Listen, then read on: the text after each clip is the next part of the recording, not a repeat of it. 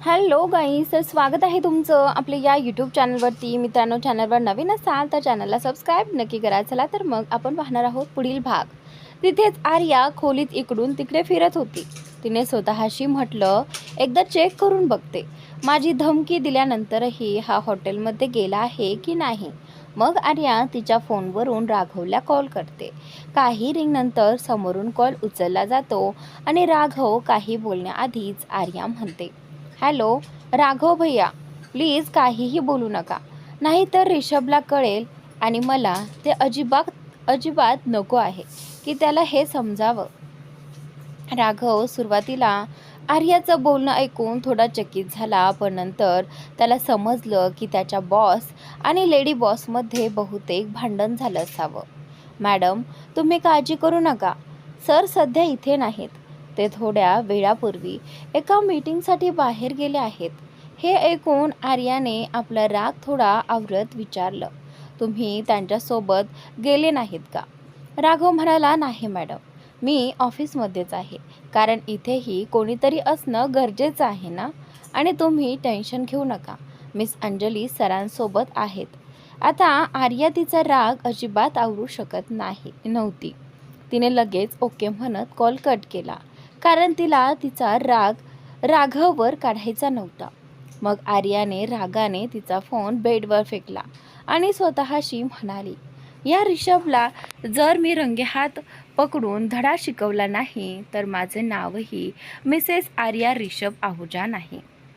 इतकं बोलून आर्याने कपडे बदलले आणि आपली बॅग, कारची चावी आणि फोन घेऊन रिषभला धडा शिकवण्यासाठी निघाली. आर्याने तिची कार हॉटेलसमोर उभी केली आणि हॉटेलकडे पाहिलं. ते एक 7 स्टार हॉटेल होतं, जे खूप मोठं आणि आलिशान होतं. तिने कार पार्किंगमध्ये लावली आणि आत गेली. तिला माहिती होतं की रिषभला जास्त सोशल लाईटमध्ये राहायला आवडत नाही, त्यामुळे तिला असं काहीतरी करावं लागणार होतं ज्यामुळे तिला रिषभने बुक केलेल्या रूमचा पत्ता लागेल. म्हणून तिने डोकं चालवलं आणि विचार करू लागली. तेवढ्यात तिला एक प्लॅन सुचला. तिने फोन काढला आणि रिसेप्शन जवळ जाऊन कोणाशी तरी बोलत असल्याचा बहाणा करू लागली. हॅलो दी, हो, मी हॉटेलमध्ये आले आहे. आता खूप झालं, आज मी त्यांना रंगेहात पकडणारच. गेली 2 वर्ष ते मला फसवत आहेत. मी त्यांची बायको आहे आणि ते दुसऱ्या कोणासोबत. मला तर विचार करूनही लाज वाटते. मी त्यांच्यावर किती प्रेम केलं, पण त्यांनी काय केलं? आर्या हे सगळं इतक्या भावनिक पद्धतीने बोलत होती, जणू ती अशी पत्नी होती जिच्यावर तिचा नवरा प्रेम करत नाही आणि बाहेर त्याचा विवाहबाह्य संबंध आहे. तिथे उभी असलेल्या रिसेप्शनिस्टला खूप वाईट वाटत होतं. तिने मनातच म्हटलं, सगळे पुरुष असेच असतात. आर्याने हळूच त्या मुलीचे भाव पाहिले आणि तिला समजलं की तिचा प्लॅन काम करत आहे. मग तिने फोन ठेवला आणि रिसेप्शनकडे जाऊन खोटे अश्रू रुमालाने पुसत म्हणाली, हॅलो मॅडम, तुम्ही माझी एक छोटीशी मदत कराल का? त्या मुलीने स्वतःच्या भावना सावरल्या आणि प्रेमाने म्हणाली, हो मॅडम, नक्की सांगा, काय मदत हवी आहे? आर्याने थोडा उदास आणि चिंताग्रस्त चेहरा करून म्हटलं, माझे पती इथे आले आहेत. त्यांचं नाव मिस्टर रिषभ आहुजा आहे. तुम्ही मला सांगू शकता का की त्यांची रूम कोणती आहे? प्लीज नकार देऊ नका, हा माझ्या भविष्याचा प्रश्न आहे. आर्याच्या तोंडून रिषभ आहुजा हे नाव ऐकून ती मुलगी थोडी चकित झाली. तिने मनात ठरवलं होतं की ती आर्याची मदत करेल, पण रिषभचं नाव ऐकल्यावर तिला आर्याबद्दल शंका यायला लागली. कारण तिच्या माहितीनुसार रिषभ आहुजा एक मोठे उद्योगपती आणि खूप चांगले व्यक्ती होते. तिने विचार केला, कुठेही मीडियामधली तर नाही ना. म्हणून तिने चेहऱ्यावर कठोरपणा आणत म्हटलं, मॅडम, म्हणजे तुम्ही म्हणत आहात की तुम्ही मिस्टर रिषभ आहुजांची पत्नी आहात आणि मी ते कसं मानू? आर्याला समजलं की ही मुलगी इतक्या सहजपणे तिला ऋषभच्या रूमचा नंबर सांगणार नाही, म्हणून तिने तिच्या फोनमध्ये ऋषभसोबतच्या लग्नाचे आणि इतर काही फोटो त्या मुलीला दाखवले. ते फोटो पाहून ती मुलगी आश्चर्यचकित झाली. ती म्हणाली, मॅडम, म्हणजे मिसेस आहुजा, मला वाटत नाही की मिस्टर ऋषभ तुम्हाला फसवत असतील. ते खूप चांगले व्यक्ती आहेत. खरं तर हे हॉटेलसुद्धा त्यांचंच आहे. आर्याला माहीत होतं की तिला त्या मुलीला अजून थोडं पटवावं लागेल, म्हणून तिने पटकन काही अश्रू ढाळले आणि म्हणाली, मी त्यांच्यासोबत राहते मॅडम, मला माहिती आहे ते कसे आहेत. प्लीज तुम्ही मला त्यांचा रूम नंबर सांगा. आर्याला ती मुलगी नकार देऊ शकली नाही. एकतर आर्या इतकी गोड होती आणि त्यात ती मिस्टर ऋषभची पत्नी होती. तिने काही क्षण विचार केला आणि मग आर्याला ऋषभच्या रूमचा नंबर सांगितला. मॅडम, 10व्या मजल्यावर रूम नंबर 202 आहे. पण प्लीज त्यांना हे सांगू नका की तुम्हाला ही माहिती दिली आहे, नाहीतर माझी नोकरी जाईल. आर्याने आपला आनंद दाबत म्हटलं. डोंट वरी मिस, आता तुमचं प्रमोशन नक्की होईल. ते ऐकून ती मुलगी खूप खुश झाली आणि आर्याचे आभार मानले. त्यानंतर आर्या लिफ्टकडे निघाली. त्याचवेळी 10व्या मजल्यावर ऋषभ, अंजली आणि इजिप्तमधून आलेले क्लायंट होते. सर्वजण मीटिंग करत होते. तेवढ्या डोर बेल वाजले. ऋषभने रागाने अंजलीकडे पाहत विचारलं, तू स्टाफला सांगितलं नव्हतंस का की इथे मीटिंग सुरू आहे आणि मला डिस्टर्बन्स अजिबात आवडत नाही. अंजलीच्या कपाळावर घाम आला. तेवढ्यात इजिप्तमधून आलेल्या 2 माणसांपैकी एक म्हणाला, मिस्टर ऋषभ, आम्हाला एक कॉल करायचा आहे. आम्ही थोड्या वेळात येतो. ऋषभने होकार दिला. त्यानंतर त्या दोघांपैकी एक वॉशरूममध्ये गेला आणि दुसऱ्याने आपला वारंवार वाजणारा फोन उचलला. ऋषभने अंजलीला म्हटलं, आता काय विचार करतेस? दार उघड आणि जो कोणी असेल त्याला तिथूनच परत पाठव. अंजलीने घाबरत मान हलवली आणि दाराकडे गेली. जशी तिने दार उघडलं तसं तिच्यासमोर आर्या उभी होती. आर्या काही बोलणार इतक्यात अंजली तिच्यावर चिडून म्हणाली, कोण आहेस तू आणि इथे काय करायला आली आहेस? अंजलीचं बोलणं ऐकताच आर्याचा इतक्या वेळ दाबून ठेवलेला राग उफाळून आला. तिने अंजलीला बाजूला ढकललं आणि ती थेट खोलीत शिरली. असं अचानक आत येताना पाहून अंजलीला आश्चर्यही वाटलं आणि रागही आला. ती कठोर आवाजात म्हणाली, तुझी इतकी हिंमत कशी झाली परवानगीशिवाय आत यायची? तुला काही शिष्टाचार आहेत की नाहीत? आर्याने तिच्याकडे पूर्णपणे दुर्लक्ष केलं आणि खोलीत ऋषभला शोधू लागली. त्यावेळी ऋषभ बाल्कनीजवळ उभा राहून फोनवर बोलत होता. आवाज ऐकून तो मागे वळला आणि त्याला तिथे आर्या दिसली. आर्याला पाहून ऋषभ चकित झाला आणि तिच्याकडे पाहत राहिला. तर आर्या रागाने त्याच्याकडे गेली, त्याची कॉलर पकडली आणि संतापाने त्याच्या डोळ्यात पाहू लागली. अंजलीने हे पाहिलं आणि तिला आर्यावर खूप राग आला. ती तिच्याकडे जाणार इतक्यात ऋषभने हाताने इशारा करून तिला थांबवलं. आर्या दात ओठ खात म्हणाली, मी तुला मनाई केली होती ना की तू मीटिंगला जाणार नाहीस? ऋषभने तिच्या चेहऱ्याकडे पाहिलं. तिचा राग स्पष्ट दिसत होता. तिला शांत करण्यासाठी त्याने एक हात तिच्या गालावर ठेवला आणि म्हणाला, बेबी. तो फक्त एवढंच बोलला होता की आर्याने त्याच्याकडे रागाने पाहिलं आणि त्याचा हात दूर सारत म्हणाली, मला बेबी म्हणू नकोस, नाहीतर मी तुला सोडणार नाही. माझ्या असताना दुसऱ्या कोणासोबत? ची, मला तर बोलायलाही लाज वाटते आहे. ऋषभला काही समजत नव्हतं की आर्याला कसं शांत करावं. तेवढ्यात इजिप्तचे क्लायंट आत आले. त्यांनी आर्याचा आवाज ऐकला होता. त्यांनी विचारलं, काय झालं मिस्टर आहुजा, आणि ही मुलगी कोण आहे? आर्याने जसं पाहिलं की 2 माणसं आतून बाहेर आली आहेत. तिला काही समजलं नाही. ती आश्चर्याने कधी ऋषभकडे तर कधी त्या क्लायंटकडे पाहू लागली.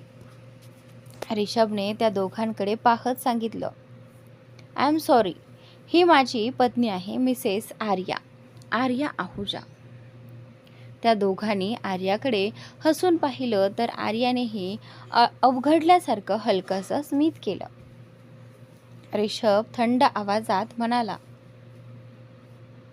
पुढची माहिती तुम्हाला मिस अंजली देतील.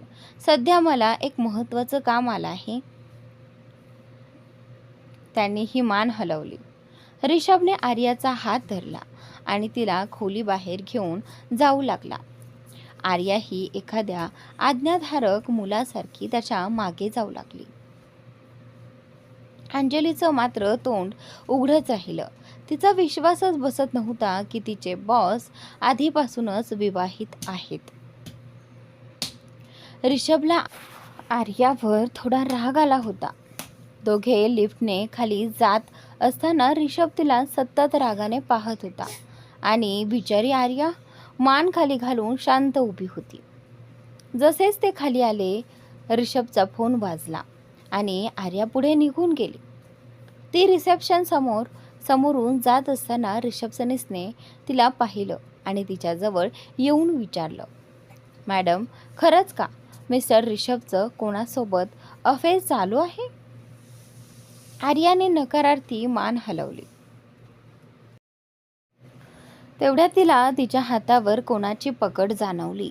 रिसेप्शनिस्ट बोलत असताना ऋषभ तिच्या जवळ येत होता, त्यामुळे त्याने ते ऐकलं होतं. ऋषभने पुन्हा आर्याचा हात धरला आणि तिला तेथून बाहेर घेऊन जाऊ लागला.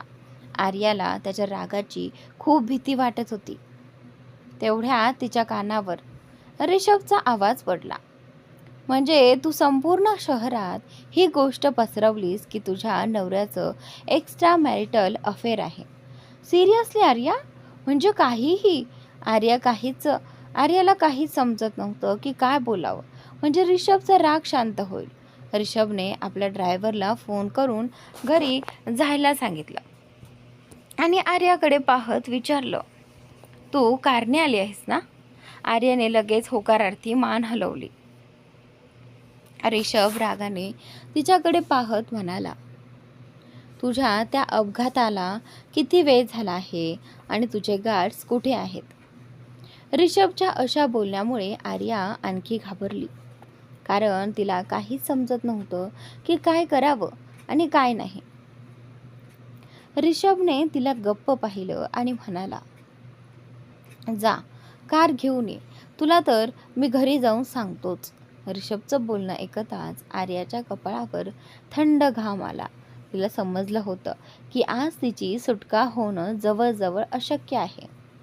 आर्या लगेच तिथून पार्किंगमध्ये कार आणण्यासाठी निघून गेली. तिच्या जाताच ऋषभने इतका वेळ आवरून ठेवलेलं हसू आता आवरलं नाही आणि तो हसायला लागला. तो आर्यावर रागवलेला नव्हता, उलट तिला अशा प्रकारे त्रास देण्यात त्याला खूप मज्जा येत होती. तेवढ्यात त्याने पाहिलं की आर्या कार घेऊन आली आहे. मग ऋषभने पुन्हा आपला चेहरा आधीसारखा गंभीर केला आणि रागात कारच्या पुढच्या सीटचं दार उघडून त्यावर जाऊन बसला. ऋषभ थोड्या रागाने म्हणाला, मला सुखरूप घरी पोहोचायचं आहे, समजलं का? आर्याने त्याच्याकडे रागाने पाहिलं आणि शांतपणे म्हणाली, ऋषभ, प्लीज रागावणं बंद कर ना. आय एम सॉरी ना. ऋषभ समोर पाहत म्हणाला, कशी बायको आहेस तू माझी? जेव्हा पाहावं तेव्हा फक्त संशयच घेत असतेस. मला तर समजत नाही की तू माझ्यावर असा संशय कसा घेऊ शकतेस की मी हॉटेलमध्ये एखाद्या मुलीसोबत होतो. I mean seriously Arya? आज ऋषभ आर्याला खूप त्रास देणार होता. त्याने या गोष्टी अशा प्रकारे बोलल्या होत्या की आता आर्याला खरंच अपराधी वाटू लागलं होतं. तिचे डोळे किंचित ओलावले होते, पण रिषभच्या नजरेत येण्याआधीच तिने ते लपवले आणि कार विला दिशेने वळवली.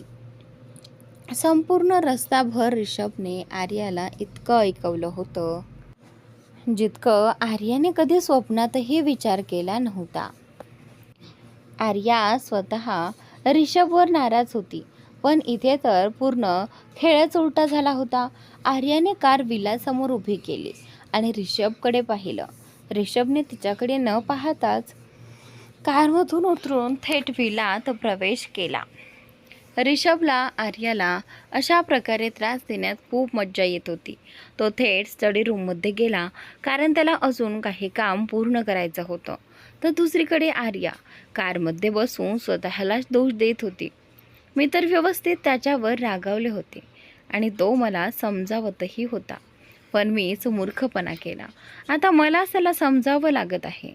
तेवढ्यात आर्याचा फोन वाजला. तिने पाहिलं तर अक्षराचा कॉल होता.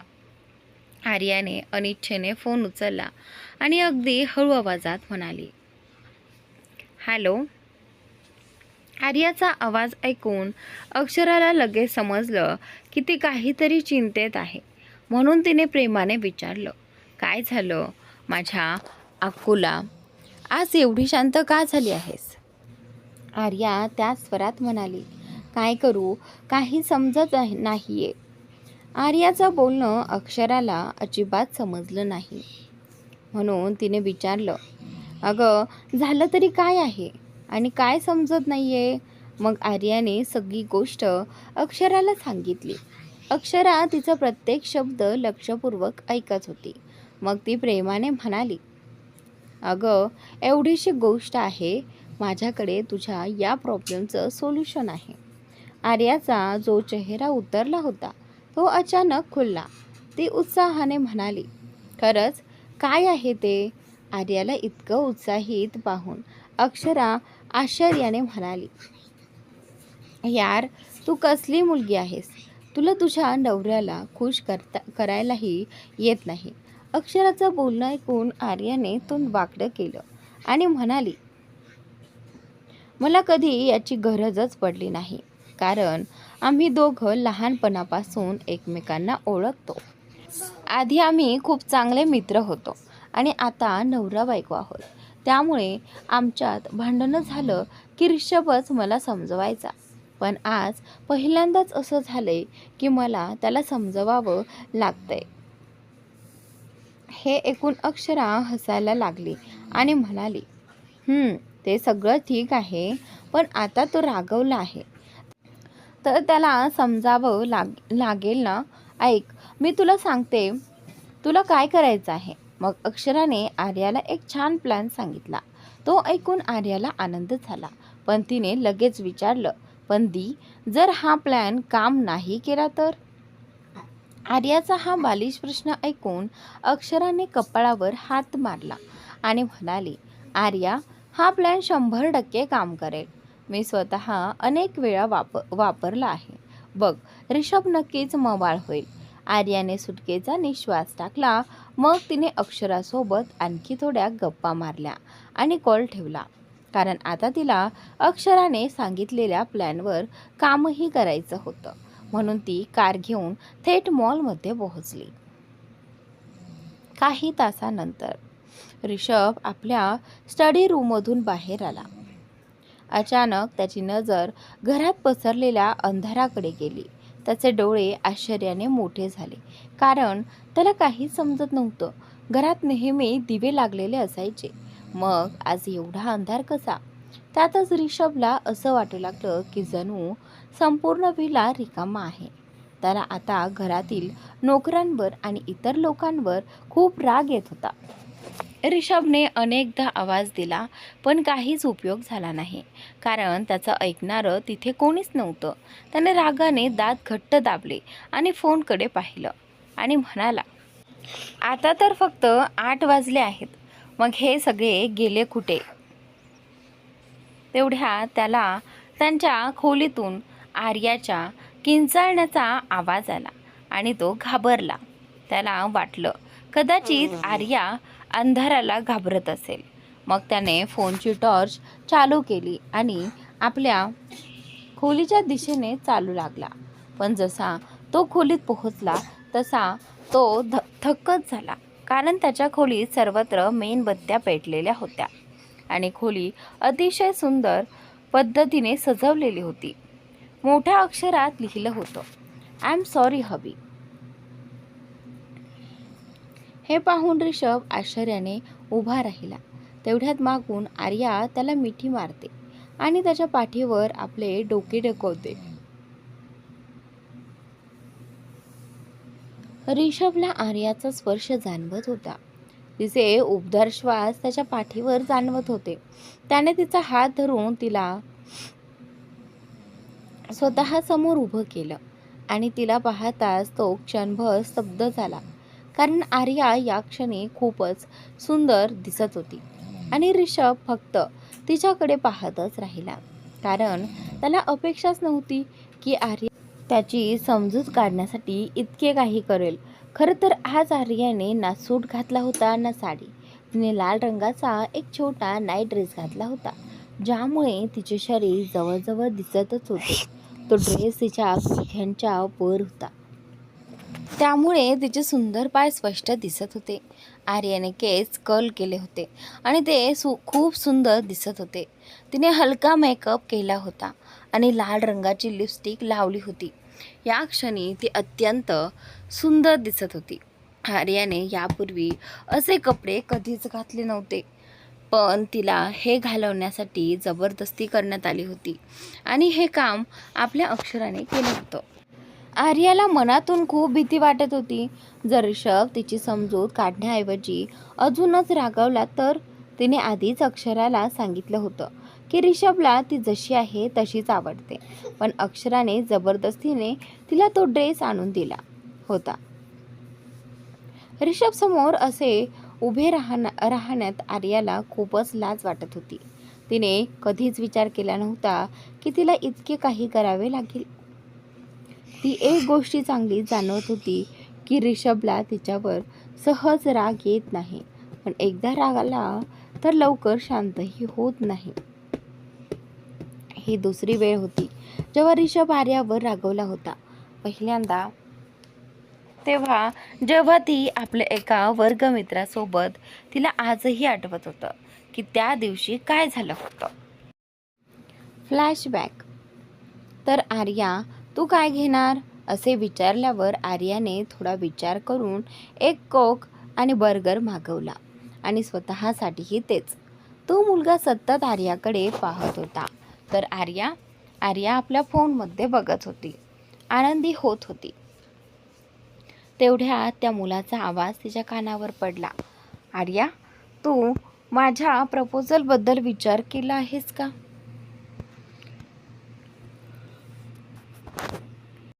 हे ऐकून आर्या गोंधळली. तेवढ्यात त्यांच्या टेबलाजवळ आणखी एक मुलगा येऊन बसला आणि आर्याकडे पाहू लागला. तो मुलगा त्या नवीन आलेल्या मुलाकडे पाहून घाबरला. आर्याने जेव्हा त्या मुलाकडे पाहिलं तेव्हा ती सुद्धा क्षणभर घाबरली, पण पुढच्या क्षणी तिला काहीतरी आठवलं. तिने रागाने त्याच्याकडे पाहिलं आणि समोर बसलेल्या घाबरलेल्या मुलाकडे प्रेमाने पाहत म्हणाली, हो हेमंत, का नाही, मी याबद्दल खूप विचार केला आहे आणि मी ठरवलं आहे की मला तुझा प्रस्ताव मान्य आहे. हे ऐकताच दोघेही तिच्याकडे पाहू लागले. समोर बसलेला हेमंत, जो ऋषभला पाहून घाबरला होता, आता आर्याचे उत्तर ऐकून खुश झाला. तो काही बोलणार इतक्यात त्याला ऋषभचा रागीट आवाज ऐकू आला. तुझी इतकी हिंमत कशी झाली की तू माझ्या आर्याला प्रपोज करतोयस? वाटतं तुला ऋषभ आहूजाबद्दल माहिती नाही, आणि जर माहिती नसेल तर एकदा संपूर्ण कॉलेजमध्ये विचारून बघ, ऋषभच्या गर्लफ्रेंडला डेट करण्याचा परिणाम काय होतो ते. हेमंत वेडा नव्हता की ऋषभ आहूजाशी पंगा घेईल. त्याला माहिती होतं की ऋषभचे वडील शाळेचे ट्रस्टी होते, त्यामुळे संपूर्ण शाळेत त्यांचा दबदबा होता. त्याने कपाळावरील घाम पुसला आणि घाबरत म्हणाला, नाही, मी आर्याला त्या अर्थाने प्रपोज केले नव्हते. मी तर तिला विचारलं होतं की या रक्षाबंधनला माझी बहीण येणार नाही तर ती मला भाऊ मानून राखी बांधेल का? हे ऐकून आर्या अवाक झाली. तिला विश्वासच बसत नव्हता की एखादा माणूस इतका घाबरट असू शकतो. तिने हेमंतकडे रागाने पाहिलं आणि म्हणाली, हेमंत, तुझं डोकं ठिकाणावर आहे ना? मग काहीतरी विचार करून ती हसली आणि त्याच्याकडे पाहत डोळे मिचकावत म्हणाली, मी तर आपल्या पहिल्या डेटबद्दलही विचार केला होता आणि तू तू याच्यापासून घाबरतोयस आणि माझ्या असताना हा तुझं काहीही बिघडवू शकत नाही. समजलंस? आर्या हे हेमंतला म्हणत होती, पण ऐकवत मात्र रिषभलाच होती. तिचं बोलणं ऐकून रिषभला आधी खूप राग आला. मग त्याने हेमंतकडे एक खट्याळ स्मित करून पाहिलं आणि म्हणाला, तुझ्यात खरंच इतकी हिंमत आहे का की तू रिषभ आहुजाशी पंगा घेशील? की तुला तुझं ग्रॅज्युएशन पूर्ण करायचंच नाही? रिषभचे हे शब्दच हेमंतला घाबरवण्यासाठी पुरेसे होते. तो लगेच उठला आणि आर्याला म्हणाला, बहीण, मला माफ कर. आता मी आणखी नाटक करू शकत नाही. हे ऐकताच आर्या रागाने म्हणाली, अरे वेड्या. तेवढ्यात रिषभचा आवाज आला, कसलं नाटक? आता हेमंतला रिषभपासून काहीही लपवायचं नव्हतं, म्हणून तो म्हणाला, हो, आर्यानेच मला हे सगळं नाटक करायला सांगितलं होतं. मी तिला माझी बहीण मानतो, कृपया रागावू नका. हे सगळं आर्यानेच मला करायला सांगितलं होतं. आई त्याच्याकडे रागाने पाहत होती आणि रागाने म्हणाली, कसा भाऊ आहेस तू? स्वतःच्या बहिणीचंच सगळं उघड करत आहेस. आर्याचं बोलणं ऐकून हेमंतने तिच्या डोक्यावर हलकी चापट मारली आणि म्हणाला, आणि तू कशी बहीण आहेस? स्वतःच्या भावालाच या रिषभकडे पाहत आर्याच्या कानात हळूच म्हणाला, जल्लादाकडून मरवू इच्छितेस? आता तूच भोग हे सगळं. आर्या काही बोलणार इतक्यातच रिषभ तिथून पटकन निघून गेला. आर्याने एक नजर रिषभकडे टाकली, जो तिच्याकडे रागाने पाहत होता. आर्याने दोन्ही हातांनी आपले कान पकडले आणि निरागस चेहरा करून त्याच्याकडे पाहू लागली. रिषभने थोड्या रागाने आर्याला म्हटलं, तू दरवेळी असा निरागस चेहरा करतेस की मला नको असूनही तुला माफ करावं लागतं. पण लक्षात ठेव, ही शेवटची वेळ आहे. आर्याने जोरात मान हलवून होकार दिला. ते पाहून रिषभ हसला आणि तिच्या केसांवरून हात फिरवत म्हणाला, तसं बघायला गेलं तर जान, तू हे सगळं का करत होतीस? आर्याला आठवलं आणि तिने एक नजर रिषभकडे टाकली. मग मान खाली घालून ती म्हणाली, मला थोडासा हेवा वाटला होता. ते ऐकताच रिषभने आपली खुर्ची आर्याच्या खुर्चीजवळ सरकवली आणि म्हणाला, पण जान, तुला माझा हेवा का वाटत होता? त्यावर आर्या लहान मुलांसारखा चेहरा करून म्हणाली, त्या शनयामुळे. शनयाने मला सांगितलं की तू माझ्यावर प्रेम करत नाहीस म्हणून मी. ही ती एवढंच बोलली होती की रिषभने दोन्ही हातांनी तिचा चेहरा पकडला आणि म्हणाला, जान, तुला कसं सांगू मी की तुझ्यावर माझ्या जीवापेक्षाही जास्त प्रेम करतो आणि तू त्या शनयाच्या बोलण्यावर विश्वास ठेवला? आर्याने त्याच्याकडे पाहिलं, पुन्हा मान हलवून होकार दिला आणि त्याचे हात घट्ट पकडले. फ्लॅशबॅक समाप्त. दोघेही एकमेकांच्या मिठीत एकमेकांना अनुभवत होते. आर्या थोडी दूर झाली आणि तिने रिषभचा चेहरा आपल्या दोन्ही हातात धरला. पायांच्या बोटांवर उभी राहून तिने रिषभच्या कपाळावर चुंबन दिलं आणि आपलं कपाळ त्याच्या कपाळाला टेकवलं. रिषभ फक्त आर्याच्या प्रत्येक हालचालीकडे पाहत होता. आज आर्याने दिलेल्या या सरप्राईजमुळे तो खूप आनंदी झाला होता, कारण त्याने आर्याकडून इतकी अपेक्षा केली नव्हती. रिषभने डोळे मिटले आणि आर्याला स्वतःमध्ये अनुभवू लागला. थोडा वेळ असंच राहिल्यानंतर रिषभने आर्याला स्वतःपासून दूर केलं. तिला उचलून घेतलं आणि बेडकडे जाऊ लागला. आर्यानेही दोन्ही हात त्याच्या गळ्यात टाकले आणि आपलं डोकं त्याच्या छातीवर टेकवलं. ऋषभने तिला अलगद बेडवर झोपवलं आणि स्वतःही तिच्या शेजारी झोपला. तो तिच्या चेहऱ्यावरून हात फिरवू लागला आणि त्यामुळे आर्याला गुदगुल्या होऊ लागल्या. असं नव्हतं की ते पहिल्यांदाच इतके जवळ आले होते, पण जेव्हा जेव्हा ऋषभ तिला स्पर्श करायचा तेव्हा तिला प्रत्येक वेळी एक वेगळी आणि नवीन भावना अनुभवायला मिळायची. आर्याने ऋषभच्या डोळ्यात पाहत विचारलं, ऋषभ, आता तुझा राग शांत झाला का? आर्याचं बोलणं ऐकून ऋषभला आठवलं की तो तिच्यावर नाराज होता आणि तो ही गोष्ट पूर्णपणे विसरून गेला होता. त्याने आर्याकडे पाहिलं, जी त्याच्याकडे एकटक पाहत होती, जणू म्हणत होती, प्लीज ऋषभ, रागावणं बंद कर. ऋषभ तिच्या या अशा नजरेसमोर कसा टिकला असता? त्याने तिच्या कपाळावर चुंबन घेतलं आणि म्हणाला, माझ्या जान, मी तुझ्यावर कधी रागावलोच नव्हतो. मी फक्त तुला थोडंसं चिडवत होतो. ऋषभचं बोलणं संपताच आर्या, जी त्याच्याकडे प्रेमाने पाहत होती, तिच्या चेहऱ्यावर आता राग दिसू लागला. तिने ऋषभला स्वतःपासून दूर ढकललं. ऋषभ यासाठी अजिबात तयार नव्हता, त्यामुळे तो बेडवरून खाली पडला.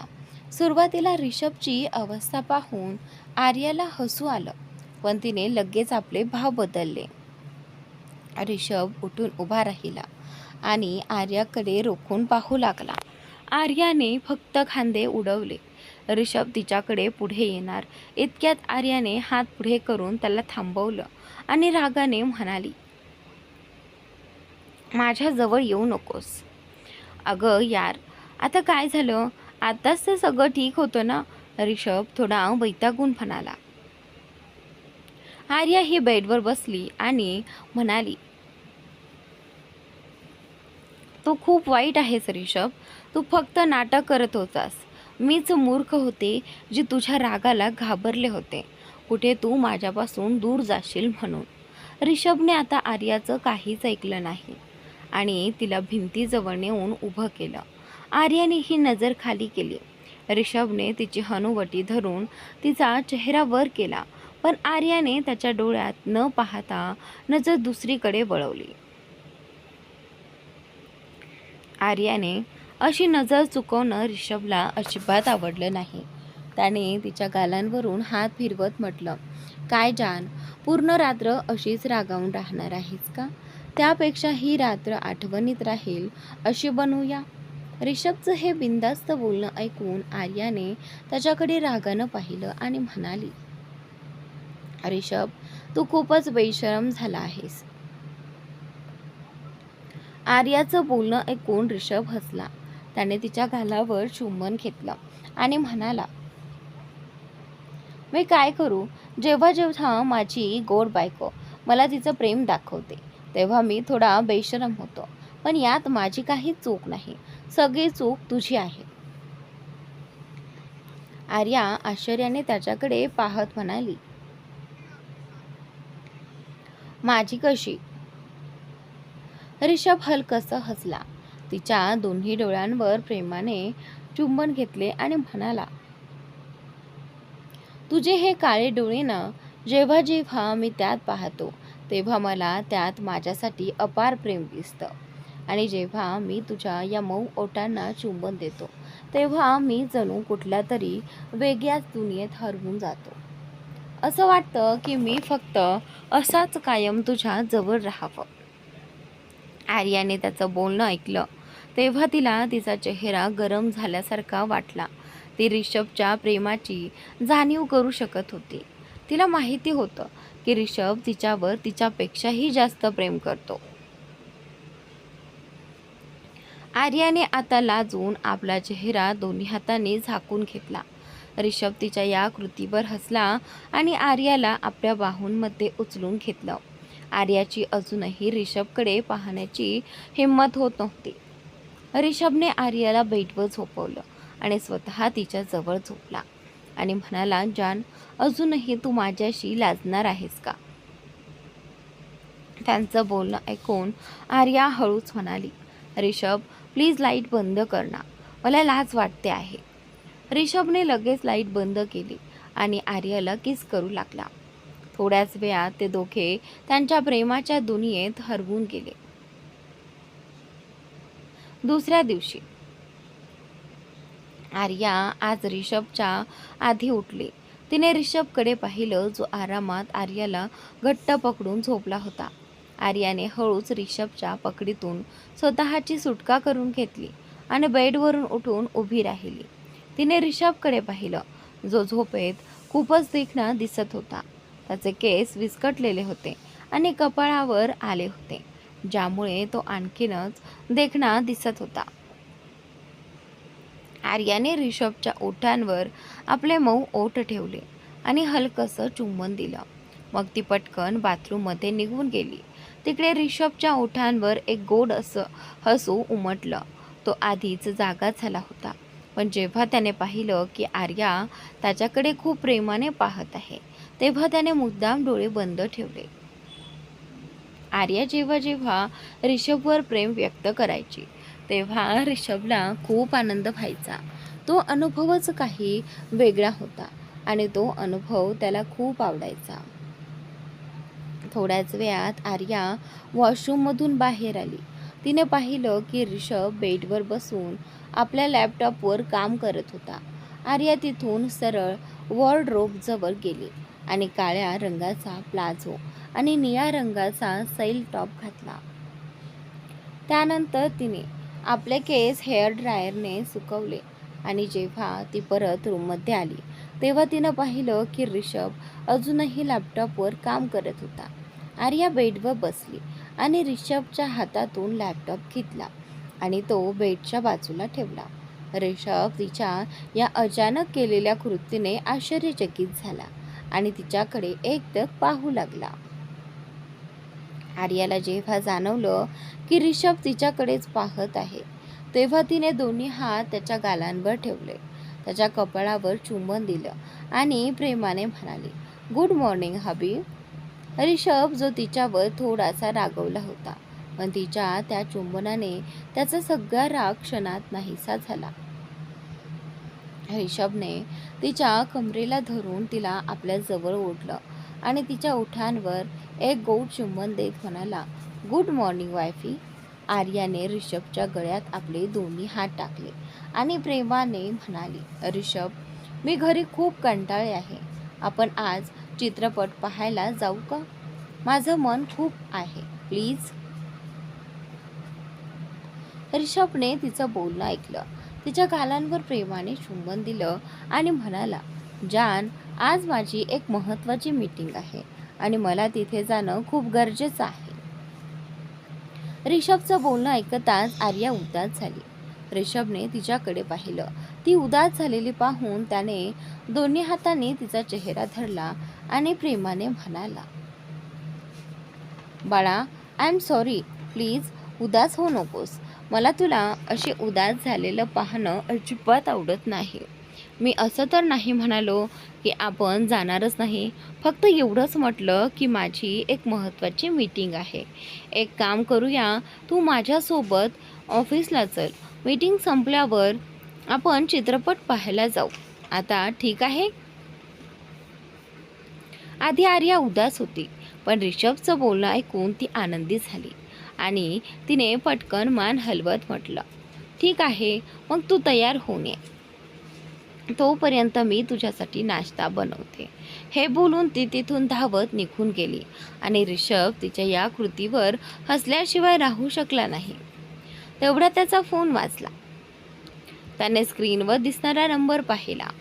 फोन उचलला आणि म्हणाला, हॅलो, हो बोला. समोरून एका माणसाचा आवाज आला, बॉस, आम्हाला माहिती मिळाली आहे की कोणीतरी आर्या मॅडमची माहिती काढण्याचा प्रयत्न करत आहे. आर्याबद्दल ऐकताच रिषभ रागाने म्हणाला, तो कोणताही असो, त्याला शोधून काढा. इतकं बोलून त्याने फोन कट केला. मग रिषभ वॉशरूममध्ये गेला आणि फ्रेश होऊन खाली किचनकडे आला आणि त्याने पाहिलं की आर्याने नाश्ता डायनिंग टेबलवर ठेवला होता. रिषभ डायनिंग टेबलजवळ येऊन बसला. आर्याने रिषभला बसलेलं पाहिलं तर ती पटकन त्याच्या बाजूला बसली आणि त्याला नाश्ता वाढवून दिला. रिषभने एक भुवई उंचावून आर्याकडे पाहिलं तर आर्याने त्याला एक गोड स्मित दिलं. मग रिषभने सँडविचचा एक घास घेतला आणि आर्याकडे न पाहताच म्हणाला, काय हवंय? आतापर्यंत जी आर्या हसत होती तिचा चेहरा अचानक उदास झाला जेव्हा रिषभने एक नजर आर्याकडे टाकली आणि म्हणाला, आता काय झालं माझ्या जानला? असा चेहरा का पाडून बसली आहेस? आर्याने त्याच्याकडे न पाहताच म्हटलं, मला शॉपिंगही करायची आहे, माझ्याकडे कपडे नाहीत. आर्याने हे इतक्या निरागसपणे सांगितलं की रिषभ तिचा निरागसपणा पाहून लगेचच वितळला आणि त्याला स्वतःचे मन मऊ झाल्यासारखे वाटले. मग रिषभने आर्याला आपल्याकडे ओढलं. आर्या थेट रिषभच्या मांडीवर जाऊन बसली. सुरुवातीला आर्या घाबरली होती, पण आता तिला या सगळ्याची सवय झाली होती. म्हणून तिने रिषभकडे पाहिलं तर रिषभने पटकन तिच्या ओठांना हलके स्पर्श केला आणि म्हणाला, जान, माझं सगळं काही तुझंच आहे आणि तू फक्त सांगत जा, मी तुला काहीही विकत घेऊ शकतो. मी कमावतोच तुझ्यासाठी, पण तू अशी आहेस की माझ्याकडे काही मागतच नाहीस. रिषभने शेवटची ओळ उदासपणे म्हटली होती. ती ऐकताच आर्याने त्याच्या गळ्यात हात टाकले. रिषभचे कपाळ खाली ओढले आणि त्यावर किस केलं. मग त्याच्या डोळ्यात पाहत म्हणाली, हे तर तुलाही माहीत आहे, मला तुझे पैसे नको आहेत, मला फक्त तू हवा आहेस, तुझे प्रेम हवे आहे, बाकी काहीही नको. इतके बोलून आर्याने आपले डोके रिषभच्या छातीत लपवले. रिषभने तिचे बोलणे ऐकले आणि म्हणाला, म्हणूनच तर तू माझी जान आहेस. या पूर्ण जगात मी तुझ्यापेक्षा जास्त कोणावरही प्रेम करत नाही. चल आता नाश्ता करून घे, मग ऑफिसला जाऊ.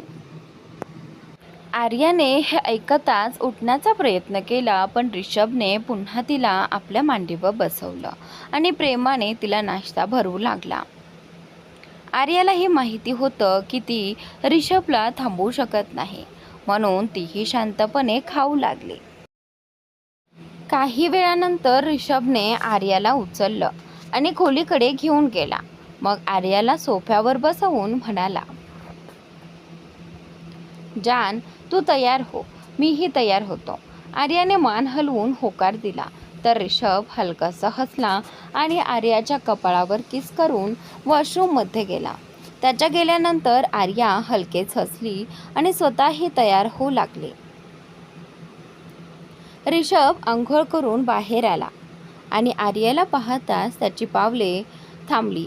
तो फक्त आर्याकडेच पाहत राहिला. आर्याने जांभळ्या रंगाची साडी नेसली होती. आज ती एक विवाहित स्त्रीसारखी दिसत होती.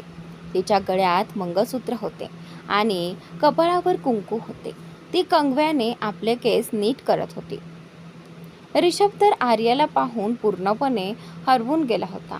तेवढ्यात आर्याने आरशात रिषभला पाहिलं, जो मोठ्या हावभावाने तिच्याकडेच पाहत होता. त्याच्या अशा नजरेमुळे आर्याला लाज वाटली आणि तिने आपली नजर खाली झुकवली. रिषभ तिच्या या कृतीवर हसला आणि कपाटातून स्वतःचे कपडे काढून घालू लागला. तोपर्यंत आर्या पूर्णपणे तयार झाले होते.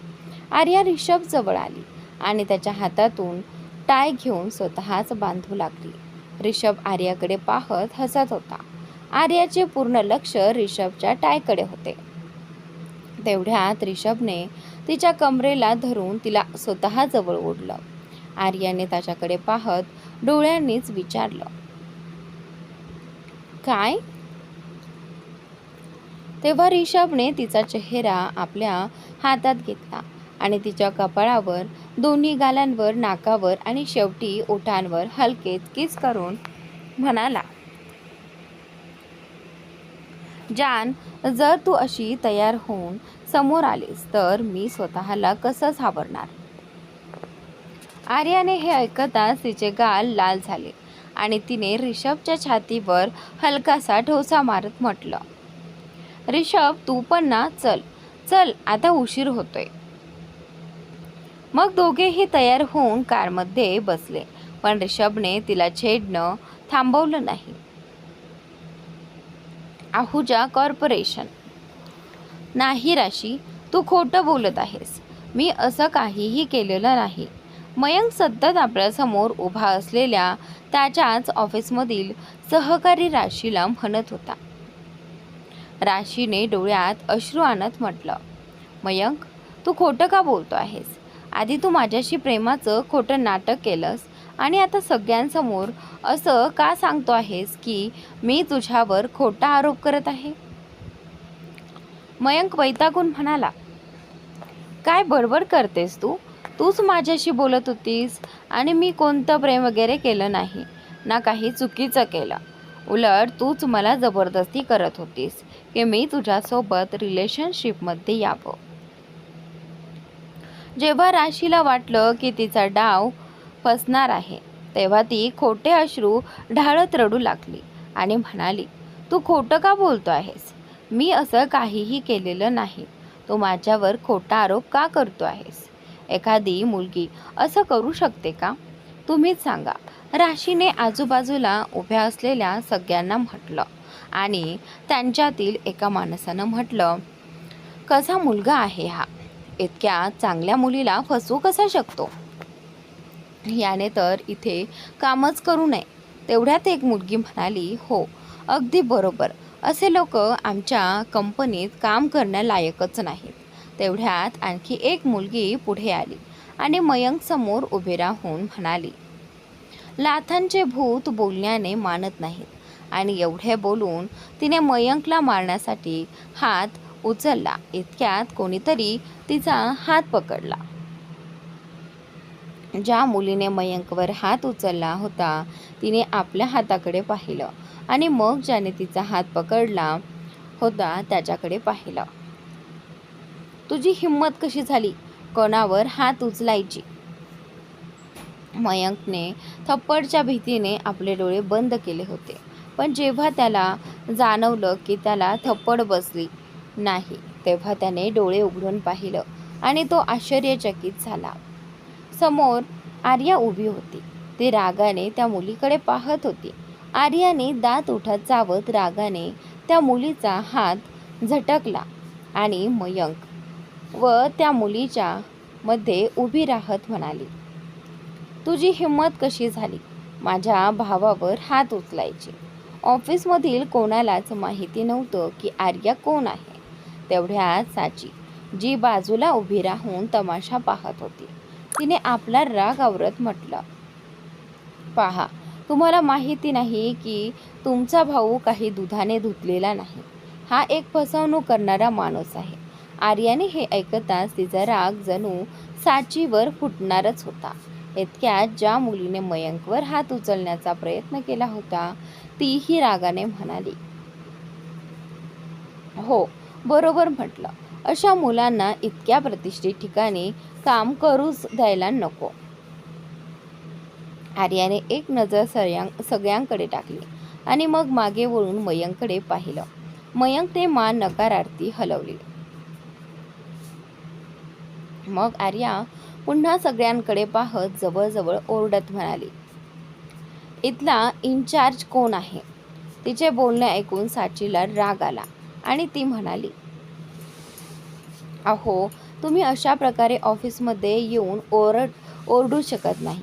आणि तुम्ही कोण आहात इथल्या स्टाफला आदेश देणाऱ्या. आर्या काही बोलणार इतक्यात मागून एक आवाज आला, कारण या मिसेस आर्या ऋषभ आहुजा आहेत. आर्याने मागे वळून पाहिलं तर ऋषभ रागाने संपूर्ण स्टाफकडे पाहत उभा होता.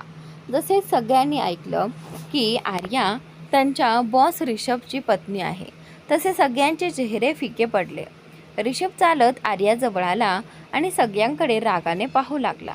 त्याची नजर जशी मयंकवर गेली तसा तो प्रश्नार्थक नजरेने त्याच्याकडे पाहू लागला. मयंकने ऋषभची नजर स्वतःवर पाहताच घाईने म्हटलं, सर ते मी. तो एवढेच बोलला होता की आर्या एक पटकन म्हणाली, ऋषभ प्लीज मला हे हाताळू दे. ऋषभने होकारार्थी मान हलवली. मग आर्याने साची आणि बाकी सगळ्यांकडे पाहत विचारले, तर मयंकने असे काय केले आहे? आर्याने ऋषभला आपला भाऊ म्हटलं होतं आणि आर्या त्यांची लेडी बॉस होती हे विचार करून साची थोडी घाबरली. पण मग तिने विचार केला की आतली गोष्ट कोणाला कळणार नाही. तिने खोटे अश्रू ढाळत म्हटले, मॅडम तुमच्या भावाने मला जबरदस्तीने त्याच्यासोबत रिलेशनशिपमध्ये येण्यासाठी भाग पाडले आणि मला धमकीही दिली की जर मी तसे केले नाही तर तो सगळ्यांना सांगेल की मीच त्याला त्रास देते. आर्याने एक नजर मयंककडे पाहिलं आणि मग साचीकडे. त्यानंतर ती मयंककडे वळून म्हणाली, आता तू सांग काय प्रकरण आहे? मयंकने आर्याच्या डोळ्यात पाहत शांतपणे म्हटलं, ताई हे साची आहे आणि आम्ही एकत्र इंटर्नशिप केली आहे. ऋषभ सरांनी आम्हा सर्व इंटर्नना एक प्रोजेक्ट दिला होता जो पूर्ण केल्यावर आम्ही या कंपनीत कायमस्वरूपी होणार होतो आणि आम्हाला चांगले पदही मिळणार होते. साचीने मला सांगितलं की जर मी तिला माझे तयार केलेले प्रेझेंटेशन दिले नाही तर ती मला बदनाम करेल आणि आज जेव्हा मी नकार दिला तेव्हा हिने हा सगळा तमाशा केला आणि मला अडकवलं. आर्याने हे ऐकताच रागाने साचीकडे पाहिलं. साची खूप घाबरली आणि पुन्हा खोटे अश्रू काढत म्हणाली, मॅडम हा खोटं बोलतोय. थोड्या वेळापूर्वी याने केबिनमध्ये माझ्यासोबत गैरवर्तन केलं. तुम्ही हवं तर स्टाफला विचारू शकता. तेवढ्या ती मुलगी म्हणाली जिने मयंकला थप्पड मारण्याचा प्रयत्न केला होता. हो मॅडम, आम्ही सगळ्यांनी पाहिलं आहे की साची केबिनमधून रडत बाहेर आली होती. मयंकने आपल्या ताईकडे पाहत म्हटलं, ताई प्लीज माझ्यावर विश्वास ठेव. हे सगळं खोटं आहे. हे मला फसवत आहेत. मी असं काही करण्याचा विचारही स्वप्नात करू शकत नाही. प्लीज माझ्यावर विश्वास ठेव. मयंकच्या डोळ्यात पाणी आले होते ज्यामुळे आर्याला खूप वेदना होत होत्या. तिच्याही डोळ्यात अश्रू आले होते. तिला माहिती होतं की तिचा भाऊ अशी खालची कृती कधीही करू शकत नाही. म्हणून तिने स्वतःला सावरलं आणि ऋषभकडे वळून म्हणाली, मला केबिनची CCTV फुटेज पाहायची आहे. ऋषभने आर्याचे बोलणे ऐकून आपल्या जवळ उभा असलेल्या राघवला इशारा केला. राघवने होकारार्थी मान हलवली आणि तो तिथून निघून गेला. आता तर साचीच्या कपाळावर घामाचे थेंब दिसू लागले. ती अडखळत म्हणाली, पण तिथे तर कोणताही कॅमेरा नाही. तेव्हा आर्याने साचीकडे रागाने पाहिलं. यावेळी ऋषभने तिच्या प्रश्नाचे उत्तर दिले, मिस साची, ऑफिसमध्ये हिडन कॅमेरेही आहेत. साचीने जसं हे ऐकलं तसं तिचा चेहरा फिकट पडला आणि आता तिला तिचा सगळा खेळ बिघडल्याचं जाणवलं. काही वेळातच राघव एक लॅपटॉप घेऊन आला आणि तो आर्याला देत म्हणाला, हा आहे तो फुटेज. आर्याने लॅपटॉप आपल्या हातात घेतला आणि साचीकडे पाहत म्हणाली, मी तुला शेवटची संधी देते. खरं काय आहे ते सांग. जर नाही सांगितलंस तर माझ्याकडे पुरावा आहेच. मग ती राघवकडे पाहत म्हणाली, राघव पोलिसांना कॉल करा. साचीने कपाळावर आलेला घाम पुसला आणि आर्याकडे पाहत म्हणाली, आय एम सॉरी मॅडम, माझ्याकडून चूक झाली. मयंक निर्दोष आहे. मीच त्याला ब्लॅकमेल केलं होतं. आर्याने हे ऐकताच साचीच्या गालावर जोरदार थप्पड मारली. त्यामुळे साची स्वतःला सावरू शकली नाही आणि थेट जमिनीवर जाऊन पडली. आर्या रागाने म्हणाली, हे तर मला आधीपासूनच माहिती होतं की माझा भाऊ असं काही करू शकत नाही. मग ती सगळ्यांकडे पाहत म्हणाली, काहीही झालं तरी इथे मुलांनाच चुकीचं समजलं जातं. मी असं म्हणत नाही की प्रत्येक मुलगी चुकीची असते, पण साचीकडे बोट दाखवत ती म्हणाली, काही मुली अशाही असतात ज्या स्वतःच्या फायद्यासाठी कोणतीही मर्यादा ओलांडतात. त्यानंतर तिने राघवकडे पाहत म्हटलं, मला पुढच्या 2 मिनिटात ही मुलगी माझ्या नजरेसमोर दिसता कामा नये. तिचं बोलणं ऐकून राघवने पटकन मान हलवली आणि काही महिला कर्मचाऱ्यांना बोलावून साचीला ऑफिसच्या बाहेर काढून टाकलं. त्यानंतर राघव हळूच रिषभकडे पाहत म्हणाला, बॉस, मॅडमचा राग पाहिला का? अगदी तुमच्यासारखाच आहे. रिषभ आर्याकडे पाहत हलकसं हसला आणि म्हणाला, शेवटी बायको कोणाची आहे? त्याचं बोलणं ऐकून राघवही हलकसं हसला आणि सगळ्यांना म्हणाला, सगळे आपापलं काम सुरू ठेवा. त्याचं बोलणं ऐकून सगळे पुन्हा आपल्या कामात गुंतले. मयंक आर्याजवळ गेला. त्याचे डोळे अजूनही ओलसर होते. त्याने नजरेनेच आर्याकडे पाहिलं. आर्याने त्याच्याकडे आपले हात पसरले तर मयंक पटकन तिच्या गळ्यात जाऊन पडला. थँक्स दी, तुम्ही माझ्यावर विश्वास ठेवला. I love you so much. आर्याने हे ऐकताच त्याला मिठी मारतच म्हटलं, आय ऑल्सो लव्ह यू. तिकडे रिषभला आज मयंकचा थोडा हेवा वाटत होता. तो पुढे आला आणि दोघांना वेगळं करत मयंकला स्वतःच्या मिठीत घेत म्हणाला, बस मयंक बस, आता तू तुझं काम कर. आता तुला कोणीही त्रास देणार नाही. रिषभचं हे बोलणं ऐकून मयंक लगेच दूर झाला आणि म्हणाला, पण जीजू, माझ्या माहितीनुसार त्या ऑफिसमध्ये कॅमेरेच नाहीत आणि दी तर पहिल्यांदाच ऑफिसमध्ये आली आहे. मग तिला हे सगळं कसं कळलं? मयंकचं बोलणं ऐकून ऋषभ आणि राघव हलकसं हसले. दोघांनी आर्याकडे पाहिलं. आर्याने इकडे तिकडे पाहिलं आणि मग हळू आवाजात म्हणाली, मयंक, जेव्हा तूप सरळ बोटाने निघत नाही तेव्हा बोट वाकडं करावं लागतं बाबा. आणि त्यानंतर तिचं बोलणं ऐकून मयंक आश्चर्याने आपल्या दी म्हणजेच आर्याकडे पाहू लागला आणि म्हणाला, दी, आय मीन, तुम्ही इतक्या हुशार कधी झालात? त्याचं बोलणं ऐकून आर्या त्याच्याकडे रागाने पाहू लागली. तेव्हा मयंक लगेच आपलं वाक्य सुधारत म्हणाला, माझ्या म्हणण्याचा अर्थ असा की तुम्ही अशी चाल खेळली की सगळ्यांना खरंच CCTV फुटेज आहे असं वाटलं. तेव्हा आर्याने रिषभकडे पाहत म्हटलं, थँक्स टू रिषभ आणि अक्षरादी. तिचं हे बोलणं ऐकून रिषभने आर्याकडे रागाने पाहिलं. आर्याने मात्र निरागस चेहरा करून त्याच्याकडे पाहिलं. मग तिने मयंककडे पाहिलं. मयंक म्हणाला, दी, जिजूंचं तर ठीक आहे, पण अक्षरादी कोण आहे? आर्याने हे ऐकताच रिषभकडे पाहिलं. तेव्हा रिषभ पुढे म्हणाला, ती माझ्या मित्राची पत्नी आहे. मग मयंकने पुन्हा आर्याला मिठी मारली आणि पुन्हा म्हणाला. तर मित्रांनो, पुढील भाग उद्या तुम्हाला पाहायला मिळेल, तर नक्की पहा आपल्या या चॅनलवरती.